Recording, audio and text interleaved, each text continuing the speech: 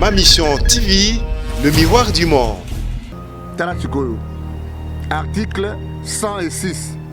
Les bourgmestres est nommé par décret du président de la République sur proposition du ministre des Affaires intérieures. Nasuika wana. Basalo babenga na lopoto rétropédalage poto lobaki. Ngai ba utiko tango na mona arrêté na zeli 2 minutes na tweeté na tindre na président de la République. Tout de suite, tu dois donner une réponse, tu vas dire que biso na expliquer bango na bi tout ça ba to yebi mibe kwa mboka. To da na biloko to lobaka to utaka nango na toilette te to lutaka ngo na mibe kwa mboka. Ba cabinet de la ka ba cabinet ba master, o to da na muto na matonge na Liège, to beta na eba solo na Paris et à le roi à Montréal.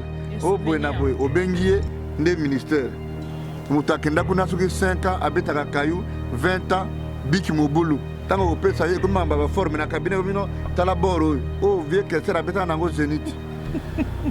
Na senga na président Félix Tshisekedi na yebi ko kokana makambo na te. Mais soko sala te katana kota na yo soko pesi cash sili atana portefeuille o yeza attaché na yo o luka batumo ba sali ba prouesse na domaine na bango. Soki kisa te da salité to senga na Félix te ako kombo la banzela. Mais tant ba ba permission ba bourgmestre wana. Tout aucun kalamu bourgmestre azana kalamu wana spécialiste ya kokunda ba bibembe docteur Muyembe oyo azo tunga ba azo ko soigner ba congolais na expertise na yemoko. Est-ce que pour na ba comme ce ministre de la santé il faut la ka mutakash Siko Kabuya n'a pas fait une analyse objective à koyeba que il y a responsable ya parti munene oyo que parti on a déjà parti à président déclaration na ye tokotinda ngo malamongo na compte nani ya président yango le kwana Elata Félix chef de l'État et guerre et cocotte entre majorité parlementaire na majorité présidentielle yango zomona lelo toza ko regeta le kwana yango ne boti conflit bimi na gouvernement pona nini bato wana tuto yebi misana bango basala ba musu spécialiste kaya kotonga ba immeuble mutato tonga immeuble à 10 niveau bisika nzele zate atako ba kanzel nani kaya sazo sala ngote. Pourquoi nous avons bongo? Parce que quand on a communiqué a démenti, il y a des têtes de cabinet. Il n'a pas dit que dans son communiqué que Chantini est compétente. Alors il a que il a fausse information arrêté Kouya, mais il a fausse information. Mais là tout ni. Ce que qu'on a arrêté Kouya tout kuti combo moko kaka ya bato bazawana. Tout le bas nini. Kabuya va 37 ans à combattre donc ils ont fait 37 ans pour apprendre des contestations au lieu d'apprendre la gestion. L'émission a la vérité. Moutoulogo, le grand frère Nanga Kokonyangi. Il devient beaucoup plus comme un homme de théâtre. Augustin Kabouya, Mounene na Yenyon, son parti présidentiel, Monique s'est président pour présenter un bourgmestre et 2 bourgmestres. Tu sais, ils ont sonné. Et quand nous avons mis ce dossier-là aux prises, parce que nous avons la famille biologique, la famille politique. Comment il a maté le président? Et comme il a camboyé les médias sont les cambona oh président, les camboniens seulement azu visa na été. Nani passeport na été. Mutu a eko énervé biso, et ça kaka kabuya wana. Donc nazolo bak Augustin Kabuya pour nous na dossier wana atika bilobela. Et puis Sony pour na clôturer dossier wana, Sony a makasi ça mais pas gentil. Au moment où il prend une décision, on présente les gens au PPRD. On dit qu'il n'a pas nommé, il a permuté. Ça a commencé comme ça. Quand je dénonce pour dire mon ami Rémi Kiwa, au Batié, Rossi Kiwa, au Batié, non seulement qu'il n'a jamais été de la territoriale, mais aussi il a été nommé parce qu'il n'a jamais été bourgmestre. Nsaka, na Bandal, plutôt na Lemba. Mon ami aussi, mon PPRD, n'a jamais été bourgmestre pour pas permettre. Les a sonné. De quoi que bazo meka fati bazo meka fati est-ce que ça m'a embarqué meka bazo meka total à ce qui fati à réagir mais de ko Kabuya déjà là qui bazan na bango content tiko Kabuya nda bimi donc bololé na makambo na tuni siko question na yo moko tuna tama question Chantini Ngobila aza chef de l'État. Ma mission TV, le miroir du monde. Ma mission TV, le miroir du monde. Bienvenue Nato Solo Lamboka. Les lotos Zongeli Susu, moi quand invité au Azalaka, moqué disponible pour ma mission TV. na kombo ya maître Laurent Onyemba to ya maraye mingi na cadre ya kosala ba analyse politique po azali moko ya ba analyste politique OP ceux qui ba meki koloba na bo solo nyonso ba retomber ezalaka ndenge to uti komona ba salaki émission moko ba retomber na yango ezalaki sur liste o yangambo ya UDPS ekendaki epai ya président de la République bakombo mosusu ezalaki retrouvé kuna na kati te ndenge tozali koloba boye tozalaki na matinée politique mokolo ya samedi ndeko Augustin Kabuya atangi bakombo ya bato wana bazongi bongo na kati ya liste o ezaki ya UDPS na bokasibilité ya bandeko lokola maître Laurent Onyemba o na pesi mbote na plateau ya ma mission TV. Mbote maman Bibi Kapinga. Maître, comment vous allez? Ça va très bien. Et ça, la rabino ndengenini, en fait, comment on a que les cas qui ont ça qui analyse moro-politique, na bo solo nyo son amote mana mobimba, au moni pe ba retomber na yango. Bon, eza le lenge na biso ya ko sala la moka parce que tout dans ba institution te tout doit ba risque belé. Yo yebi otala ba vidéo tchaka na internet, ba tu mususu mutafanya na Singapour afingi yo kaka yebi ote. Surtout yebi to yebi réalité ya mboka que tango oza na logique, c'est-à-dire que mutu moko ou tangi classe na yo uzolanda ba événement politique uzana ba information moko tango ko fanda o ko réfléchir pour na mboka ba retomber fait de la kaka tango na laksa ki bino en son temps que ba juge la cour constitutionnelle le lenge bazokende ba musu ba ko démissionner na bango tango no banga na bino na bi configuration bazokende lelo na zonga la loko na mwa mingi ata le lenge na yoki na peuple ata opposant baké à notre dispersé jamais candidat à pouvoir comme deuxième et salamapé et il y a une succession d'événements comme ça les lots tant que le bac na biso na bino lito fati atikaki na eu des pertes pour na batinde pas ilukamba batipatu yaki yango na katikati avant kokoma et puis badako soupçonner mingi ndeko na biso Jean-Marc Kabund na gestionnaire na yaye Kabuya lelo bakombo tokomi koyoka bakombo bato bayebi parce que tango bozo pesa bato musala il faut yebana kaka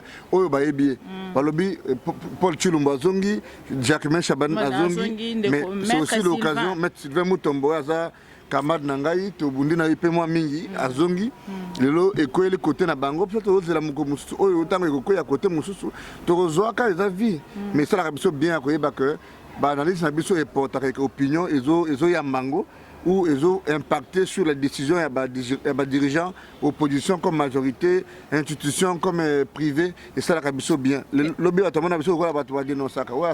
mais à la fin, quand les gens voient la cohérence des choses, et ça l'a bien que nous participons activement dans la gestion de la Maman Bibi Kapinga. Maître, s'il vous plaît, quand la penza ndenge ko umela, il y a sorti un gouvernement à Ilukamba. Ezali ko zo penza donc tolo bandenge ezali ko zo penza temps. Na yango à chaque fois que tozo zela tozo yoraka ke ba reporter et commission sous kozela non président de la République a lobby azongi sina nubango ba kende ko se concerter parce que ba ça la liste eza bien pour na ba maman peut ba se retrouver na kati c'est-à-dire le femme ba ça la peut un peu majoritaire na kati kota la liste on a eu ozali kota la yango analyse ni ozali ko sala na sortie à gouvernement oyo bon ngai naza koloba déjà que na ndenge ya mibeko ya mboka na biso soki totali pembeni constitution totali côté kuna droit parlementaire soki toski ata na droit parlementaire comparé système oyo toza na yango lelo eza système moko difficile ngai na ntina loba na émission na yo na bi bayimboka bato baza kogéra biso batika nanu koexplike biso te non seulement différence entre une coalition na une cohabitation pour ça ba concept moko eux eza kozwa d'un côté le droit et puis d'un côté mususu droit non na lo ba boy ezo kozwa ka sens politique na droit coalition cohabitation na ba conséquences nango c'est comme ça to monika mbala moko mariage salami entre FCC na cash à l'origine to éviter accord de base au bango ba salaka to komi ko bonaka ba accord ya partage ya pouvoir alors yango e botique premier ministre a majorité dans le Parlement, mais il a pouvoir. Tout le monde a fait en 1960. Et là, quand on a ceux qui battent la mité, la mine, il y a intérêt à bango privé pour négocier la mboka. Et ça, la mine que le Parlement, comme un niveau, il y a désavoué chef de l'État et guerre et cocotte entre majorité parlementaire et majorité présidentielle. Yango zomona lelo tout d'accord regretter le kwana. Yango ne boti conflit et bimina gouvernement pona nini. Elo kaliboso ndeko Félix a Monique azana entre manter la cline. Aouti na opposition. Abi passe ya mboka. Abi passe ya peuple la population congolaise. Alingi ko population bazana ba exigence na bango balingi bilongi ya sika. Balingi su bilongi ya kalate. Batwana tuto yebi misana bango basala ba musu spécialiste kaya kotonga ba immeuble. Mutato tonga immeuble à 10 niveaux bisika nzele zate atako ba kanzel nani kaya sazo sala ngote. Le peuple balingi ba bilongi ya sika. Et puis bilongi ya sika na zaka te pona musala. Balingi bilongi ya sika oya batu. Bazana expertise mususu pona mo équilibre pe social ezala. Mais ce que mutabi ko sala musana yi tokoko boyela te. Na lobaka nazonga la exemple wana mingi lelo. Bato atolo bango mingi te mais ce que tokome na mo ba recette na mboka oyo. Ngana tali bato a DGDA assignation budgétaire na bango depuis 5 ans ils ont chuté bado ko atteindre la ngote na tali bato de Gérard tous les services d'assiette de l'on a moni bato na biso ya poste bakomi ko sala ba reportage au Patrick Umba poste zaki boye donc les gens prennent l'argent de l'État pour ko sala ba publicité na bango pour ba s'accrocher na ba poste wana alors que bato na expertise et puis ba ibi pendant 5 ans sans bilan. Tant que vous avez se vanter que nos entreprises na au CPT on a poste on a que parti que on batindi ba reportage ba lekina ba AGM tout ça oh non ngana sel musana na futa ka batute na ba est-ce que to ki yobi bikapinga au pesi $10 na cameraman na yo boy est-ce que au salini au pesi avantage au futie musana mais il y a des gens qui travaillent na peut-être exemple mingi ya ndeko na biso ya DGI ou ya Sele. Atteindre l'assignation budgétaire au 6e mois de l'année. Donc, il faut opérer ça $1 milliard. OK? Par an. Au 6e mois, au 7e mois, assez accompli. Tant que balobi, tout le gouvernement, oh non, il y a des réserves, il y a des devises dans la banque centrale. Et dans la gestion à CELE, dans la DGI, est-ce que pour le bateau modèle, on ne peut pas les reconduire ou bien couper ça va mais bateau, basali mabe. To le bela le makambo ba bourgmestre ce qui ça c'est la saleté to senga na Félix c'était ako kombo la banzela mais tant ba ba permission ba bourgmestre wana to ko na kalamu bourgmestre azana kalamu wana spécialiste ya kokunda ba bibembe ba marché ba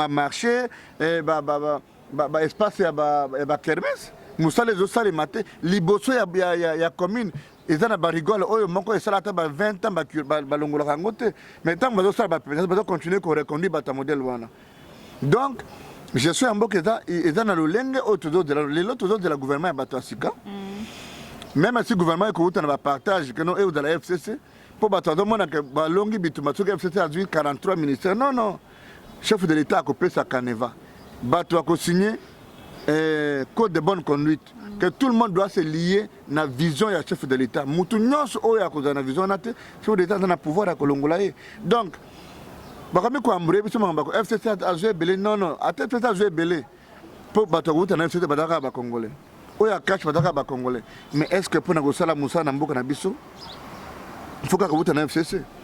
Et même au sein de FCC to ko za na bato musute oyo ke baza penda a joué éthique à aligner la valeur morale, à aligner la valeur scientifique, c'est-à-dire compétence, et puis dans la géopolitique, les autres là que Mokiri se retrouver dans la gestion. Et pour les autres, aux opinions, aux autres, par exemple, il y a environnement, la question écologique.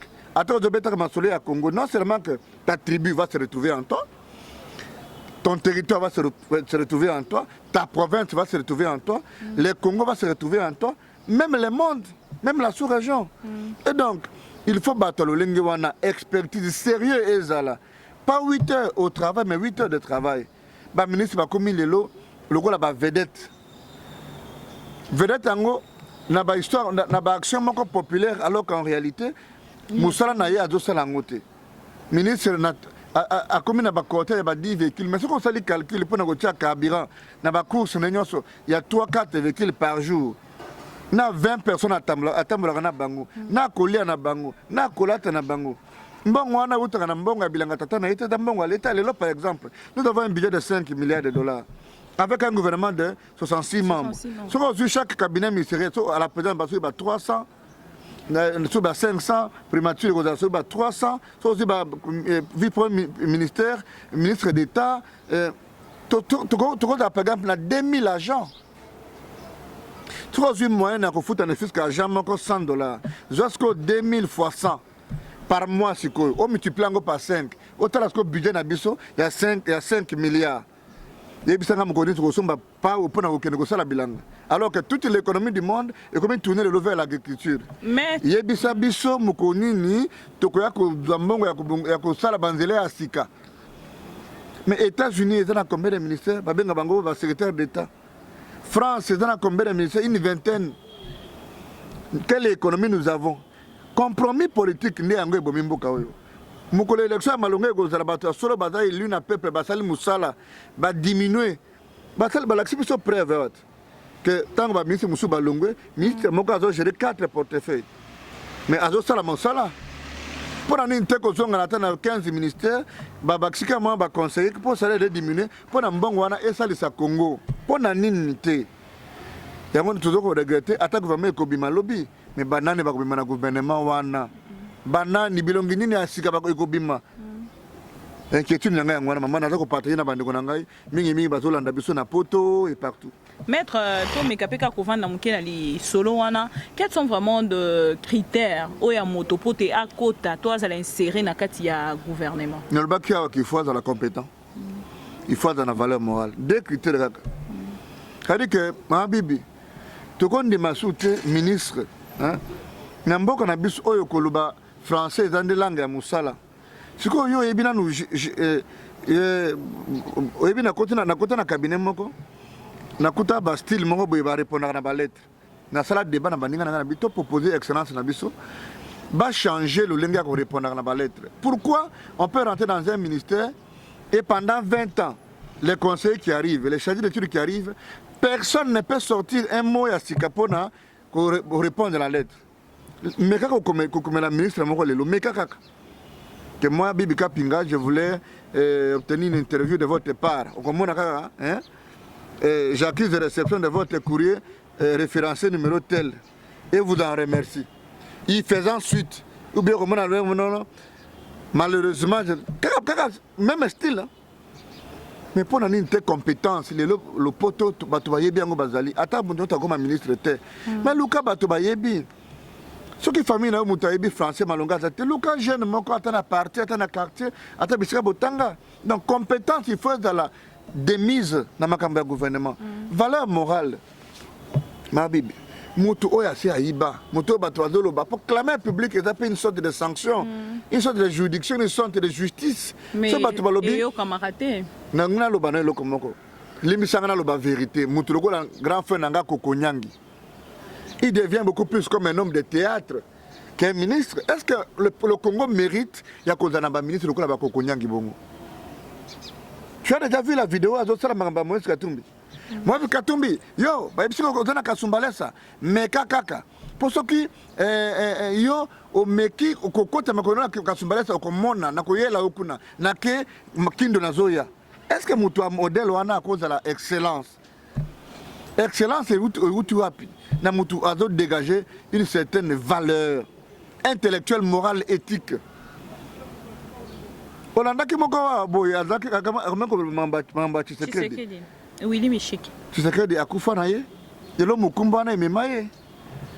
Comment yo tata mobimba tolongola mamba ministre, mutazo bela tata batu, il va se faire soigner pour tes intérêts politiques yo lobi na TV oh non. Faire plaisir à Nenga keboy, a rozongate. Nous sommes en Afrique. Donc j'insiste sur la valeur morale, j'insiste sur la valeur éthique, j'insiste sur la compétence. Voilà ma bible. Alors maître, question Moussou Sounenga Inatuna. Les lots moni kokabola ba poste wana ministrable et ce qui est plus na décan cash na autobengi plateforme FCC. Topé IDPS PPRD bateau bazo qui ne makuna na kati. Est-ce que moto azali kaka censé pour te azala insérer na kati ya gouvernement abima na kati ya ba parti wana nyos? Na peut un exemple mingi ça en France, ça en États-Unis et ça m'a partout au monde. Totika et que bobimboka nde ba compromis wana. Parce que ba parti politique oyo bado sala musala ça dit quoi? Je vais t'expliquer simplement de ba le français facile. mutu oyo agera mboka azala mandataire public oyo azala DG akola mukatongo moko azwi $50,000 asali bapapier asali balogo asali drapeau atindi bato na Chine akomi chef ya parti comme bato mosusu baza censé ne pas postuler baza na moyen ya kopostuler te élection ekoya te ye mpe asali nini ateki mwa ndako na ngiringiri azwi $70,000 atie bato bakandidat ake na seni apesi bakonzi ya seni ateki mwa terrain moko na Lutendele apesi bango 40,000 ntango bakopartage wana bapesi mpe 2 députés 3 députés 4 députés ou bien aza influent na pouvoir baintroduit demande ya likambo na ye mpe asali azwi badéputé alors ntango bazopesaka baposte ministériel en fonction ya badéputé oyo baza nommé lolenge wana peuple aza wapi et bino bolingi bolobaka mpo na motu akoma ministre il faut auta kaka na schéma wana sikoyo baprofesseur d'université lelo natuni docteur Muyembe oyo azotonga aza kosoigne bacongolais na expertise na ye moko est-ce que mpo na bakomisa ministre ya santé il faut azalaka moto akash est-ce que mpo bakomisa ye ministre ya santé il faut autaka na FCC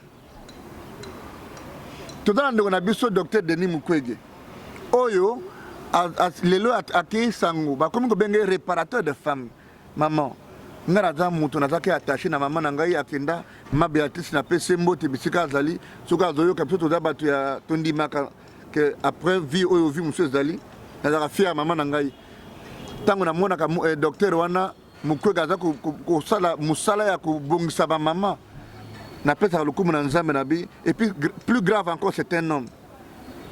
Est-ce que pour la motoana consensus national et salama tant que bazo discuter ma poste pour unité ba côté ba comme mo ya bato basali ba elo un travail dans leur secteur ba preuve mo ba peut-être non telle personne to kabola kasi comme mamboka ya partage ce que Muyembe akuta côté FCC ata Mukwege akuta côté ya cash. On a vu les limites des uns et des autres. Tout ça na mboka moko ministre de la défense infirmier, ministre de transport affaires les sciences infirmières, ministre des affaires étrangères autour de formation à salaki écologie ou bien nutrition. Mais akokoma na bwanya comme mboka lulenge nini. Toko tourner dans la magistrature. Mais mboko ye kufi na magistrature parce que là-bas mibeko likunzi na ba mibeko esali que justice na biso za la sembo ezako kende lulenge longobanité. Mbongo ebumaka enveloppe ya etali makambo ya justice na mboka oyo ebimaka omona kala ezalaka 30% que na salaire 70% que na frais de fonctionnement na conseil supérieur de la magistrature c'est une histoire de quelques individus syndicats contre les autres mais il fallait attendre par exemple Moudouga Alexis Tomemamba tango yenda ekosala effort que 70% que na salaire mais même ça ba magistrat mayu ya kaka na autorité politique. Au moins, le procureur Mobimba va nommer, comme il dit que l'autorité politique m'a dit que le procureur n'a limité, n'a gombe, après ça a $50,000 le mois. Moutakotou n'a pas zate. Bâti Mouta fait foncer, a nommé un conservateur. Il faut appeler ça na ministre 20,000 chaque semaine. Yango zemona ka ba juste position ya ba certificat d'enregistrement. Yango zemona ka ba procès ici la kate tata kufa ki atira ki biso lopango. Mais utaka wapi? Donc na senga na président Félix Tshisekedi na yebi ko kokana makambo wana te mais soko sala te kata na kota na yo soko pesi cash esili ata na portefeuille oyo eza attaché na yo oluka bato mo basali ba prouesse na domaine na bango et comme ko sala salité ça devient trop sale que le pouvoir soit toujours un pouvoir de partage.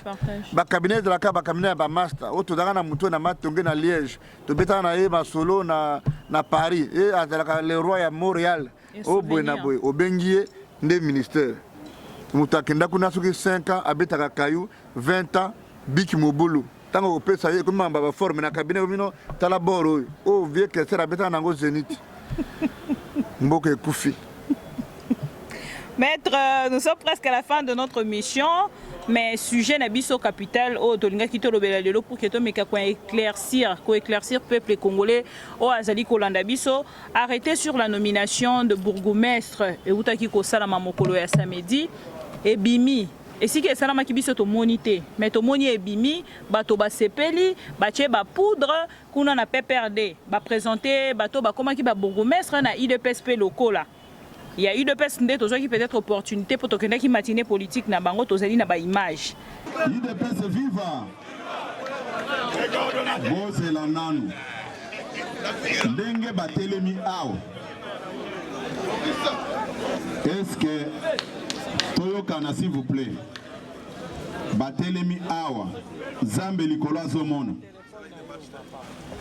est-ce que na consultaki bino mpona tinda bakombo na bino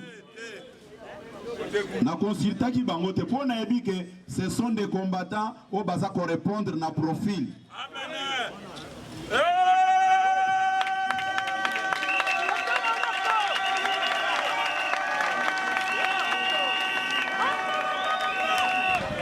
Lobby UDPS viva lobby nde na bandaki kobenga moko moko pona yebisa yeke préparez-vous oza nommé parmi les nouveaux bourgmestres bango nyonso elekelaki bango UDPS viva na kati awa membre nanga famille azabi.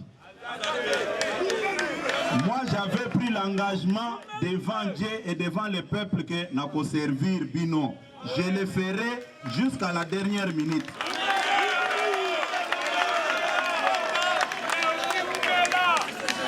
Toti kakolukanan ba intérêt na biso moko. Zambe o toza ko bonde la komona makanisi na biso ndako bomisela biso nzela. Ça ne sert à rien, il y a qu'à monter Babiloko, il y a Lukuta. Après 24 heures, avant que 24 heures, après 4 heures, tout le monde ndeko Georges Kapiamba, o azali confrère na bino ya atelemaki penza nomination wana. Après 24 heures, ba rejetant automatiquement kuna na hôtel de ville. Tolingi toye ba maître. Point de vue na nous par rapport à la nomination wana o ebimaki na signature ya gouverneur de la ville. Et puis, bisabiso nani penza azali habilité ya ko nommer ba bourgmestre. Bon, maman le bito ki na suka na ko doyo tamingité. Na la bika boy. Arrêtez on est à solo. Ba salo ba benga na lopoto rétropédalage poto lobaki.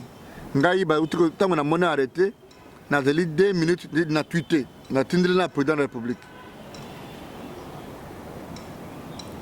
Tout de suite, tu dois qu'il donner une réponse, tu vas nous bien abisso, na expliquer bango nabi, tout tu dois battre tu ebi mibe kwa mboka. Tu dois na, biloko to lobaka to uta na ngona toilette te, to uta ngona mibe kwa mboka. Ta la texte wana na lukiango na internet. Ndio to fandika na boy. OK? Décret loi du 2 juillet 1998 portant organisation territoriale et administrative de la RDC. Tala sikoyo. Article 106.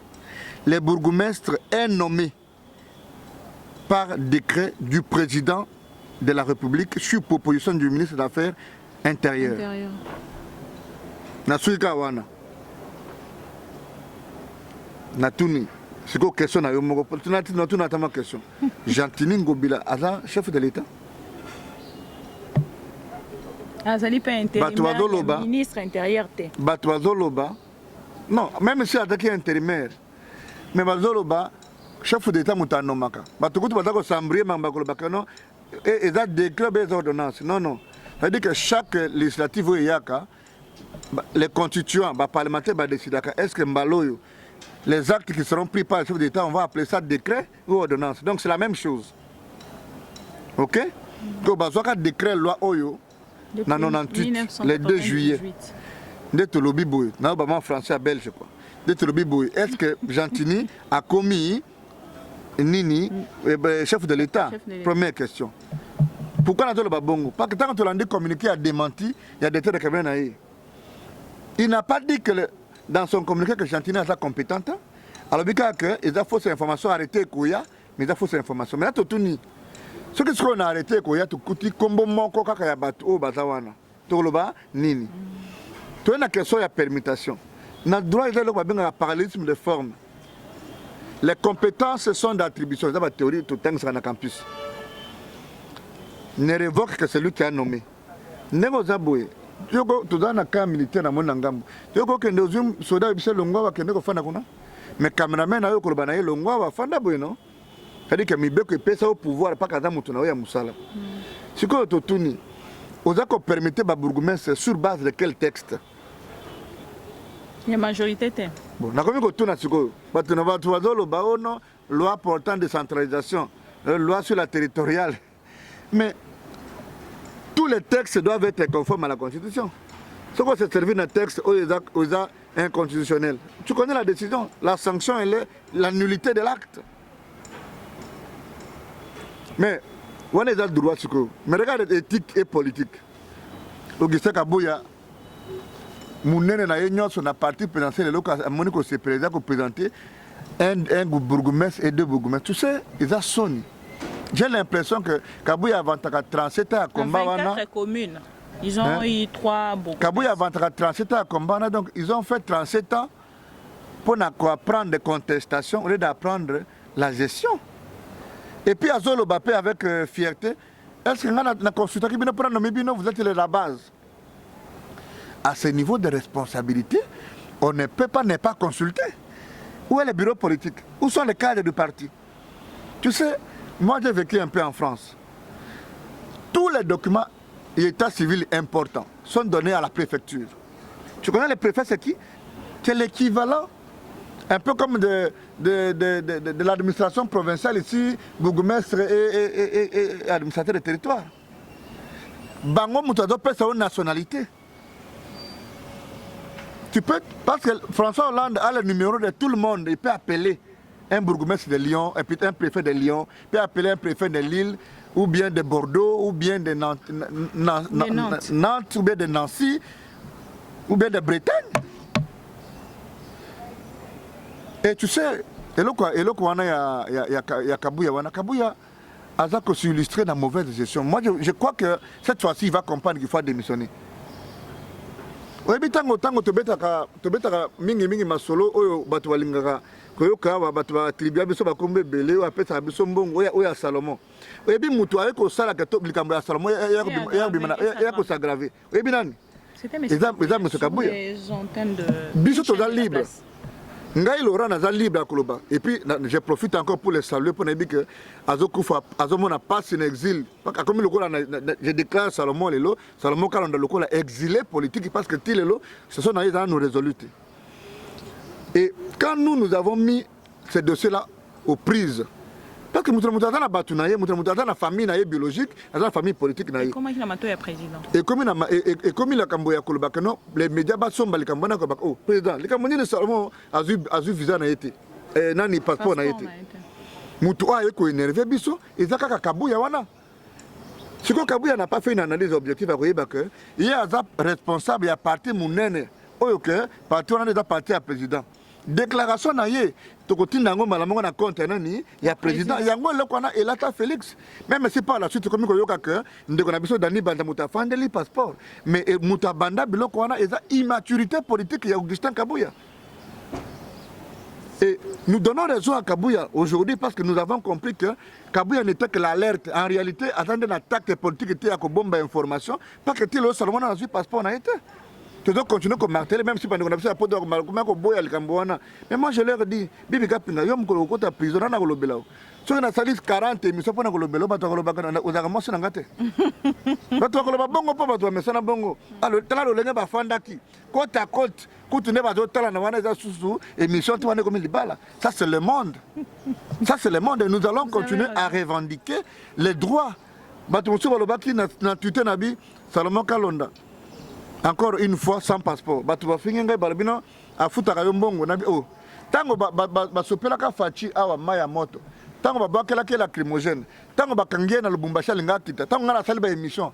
Boto na kasi fachi apesa bino ba reçu na ba kide réception ba fachi na zako tindela mukoro tango nani mutu akufaki mutu diaspora akufaki na 24 oyo Matungulu. Tant que tu as le belay, tu as dit que tu as dit Donc, les gens ne comprennent pas ce que nous faisons. Bah, tu vas comprendre après. Mukolo oyo ko comme na situation wana il faut pas arma tungulu. Arma tungulu. Mukolo oyo ko comme que yo comme na situation mo comme na njili bakangio. Au bengi mettre Laurent pour nga na tiaka toji na ngai jamais gratuitement. Na tiaka toji na ngai pas pour mbongo na tiaka toji na ngai pour na que cause d'abord cause noble, cause juste et puis na yebi que au lieu de prendre la secrétariat tu as réglé tous les problèmes. So nga na ye na fungole muno na ngai je suis l'avocat de cause gagnée. Tout ça contre Moutouté, Lelo, moi je suis fier. Natambo la kanazo mona ke oui, Nasali Moussala o batela nga place wana. Ça ne sert à rien, il y a quoi agiter Koko Saba combattant. Et je tiens à préciser une chose. Et ça na bandeko bapona kinzela ya média, pona Koko sa public.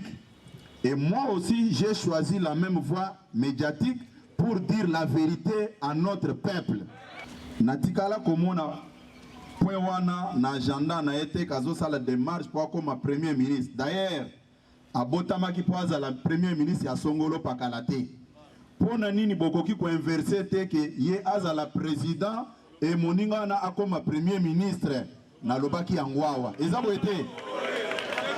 Est-ce que lelo président Félix Azab président de la République te? Mais chaque fois, nazo mona ngwezo salanga motema passe. Les lobatu bakomi plus catholique de plus que même les papes.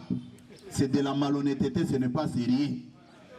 Donc nazo lo bak Augustin Kabuya pour nous na dossier wana atika bilobela. Et puis soni pour na clôturer dossier wana, soni ya makasi ça mais pas gentini. Mais moi j'ai toujours, je ne l'ai jamais vu, mais j'ai entendu les gens parler que Asa Mutomoko, Asa Mayele, Asa Bouye. Mais comment il peut commettre une telle erreur? Au moment où il prend une décision, on présente les gens au PPRD.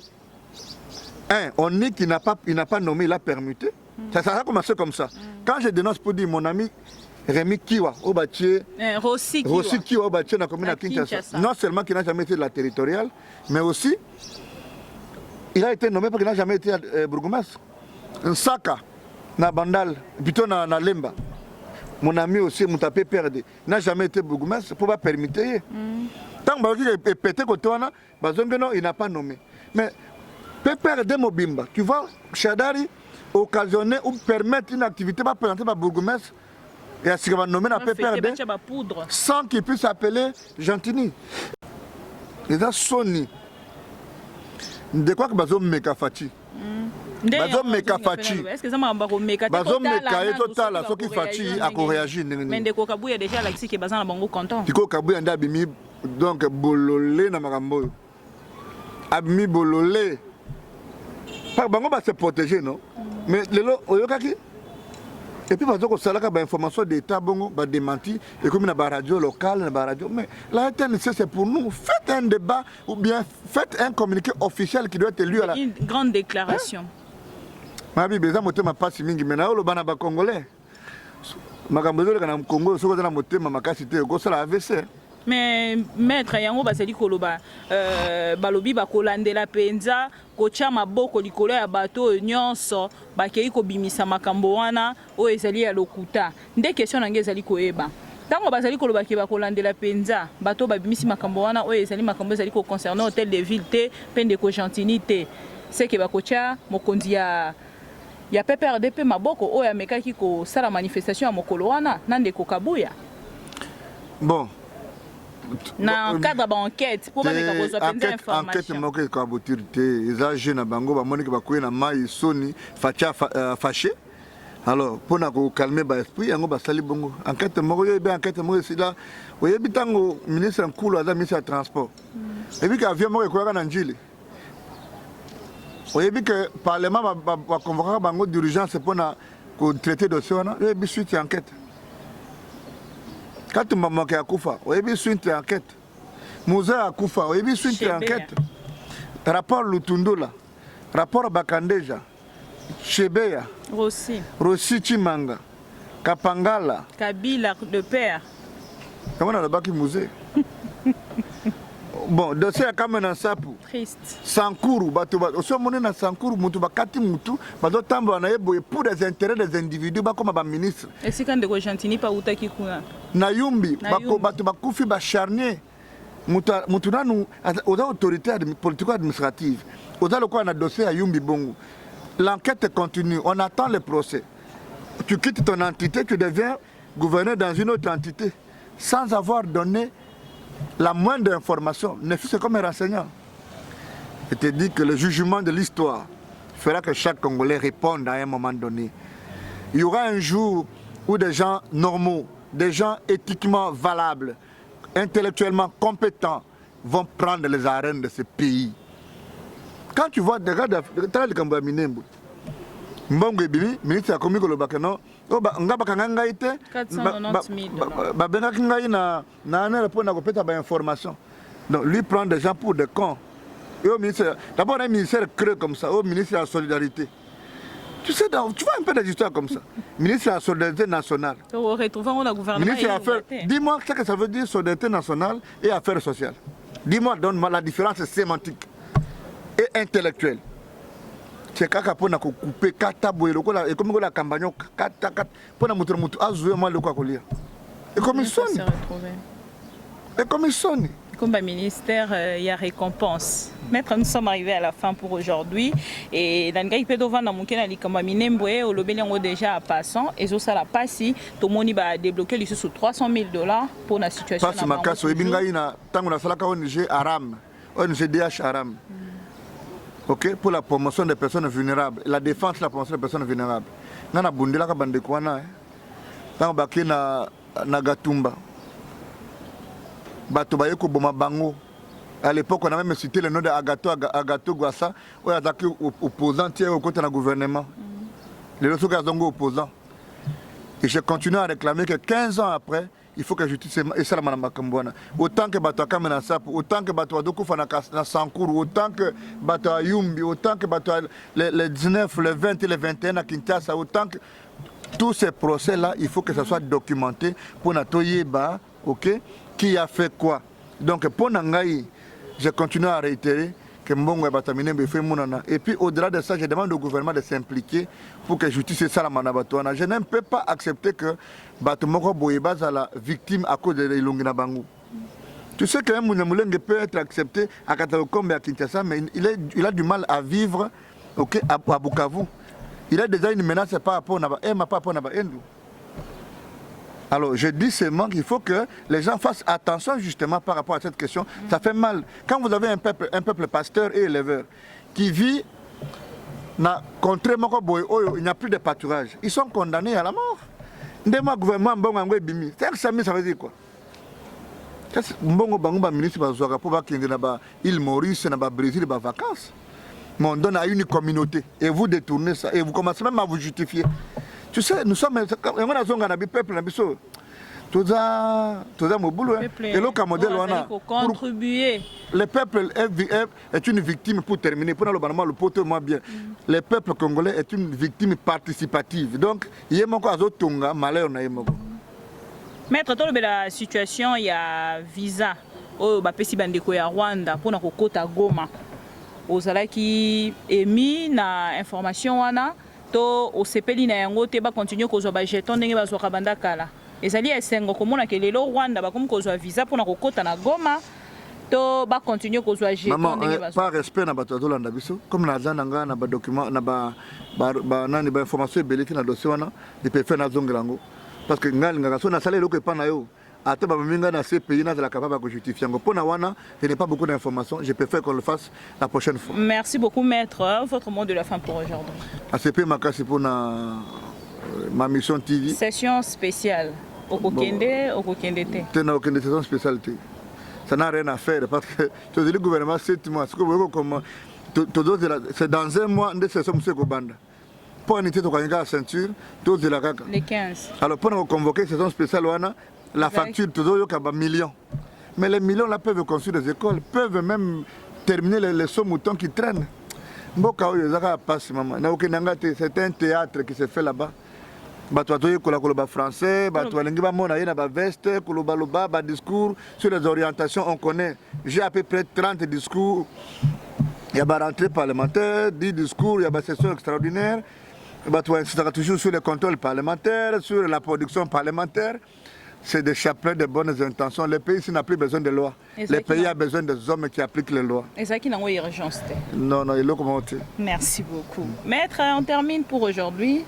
Un message à toutes les personnes qui sont et au pays qui contacter pour rendre un service dans le Liban. Bon, tout le monde a besoin de contacter maman Bibi. Je crois qu'elle trop occupée, mais elle m'a dit qu'il va à transférer. Parfois, il m'envoie même des injures. Mais nous, on est déjà vaccinés, donc tu perds le temps, je connais que j'ai fait pour mon peuple. Donc, si vous avez besoin de contacter, les gens m'invitent énormément, mais pour la discussion, je suis prêt partout. Je n'ai pas de problème de visa. Donc, vous avez besoin de tout le monde. Pour la conférence, pour exposer, pour discuter des questions du pays. Au Congo, c'est vraiment entreprise. Nous sommes là. Au bout de 24 heures, on a vraiment allégé. Ça veut dire que quand on a déjà entreprise, on a déjà le numéro RCCM. Donc, votre humble serviteur Laurent Onyeba, merci beaucoup.